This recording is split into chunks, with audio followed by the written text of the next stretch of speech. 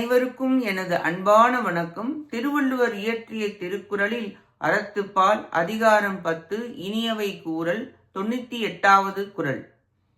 சிறுமையுள் நீங்கிய இன்சொல் மறுமையும் இம்மையும் இன்பம் தரும். துன்பத்தை தரும் சிறுமையிலிருந்து தீய சொல்லிலிருந்து நீங்கிய இனிய சொற்கள் மறுமையிலும் இம்மையிலும் சொல்பவனுக்கு இன்பத்தை தரும். பிறருக்கு நோய் செய்யாத துன்பம் உண்டாகாத இனிய சொல் ஒருவருக்கு இருந்து விட்டால் இரு விதத்திலும் இன்பம் பயக்கும். இனிய சொல்லால் உலகம் தன் பயத்தில் ஆகுதலால் நல்லன எய்தி இப்பொழுதும் இன்புறுவர். நல்லன எய்தி நல்ல பொருள் புகழ் முதலியவற்றை அடைந்து இன்புறுவர்.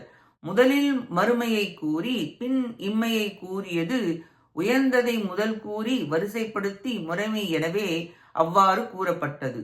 மறுமை இன்பம் உயர்ந்தது. இன்மையில் உலகம் இவன் பயப்படுதலால் நல்லவை எய்தி இன்பம் அடையலாம் என்று விளக்குகிறார்.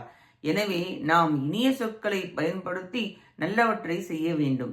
இக்குறளின் மூலம் இரு நிலையிலும் இனியவை கூறுதலால் உண்டாகும் இன்பம் பயன் கூறப்பட்டது. நன்றி, வணக்கம்.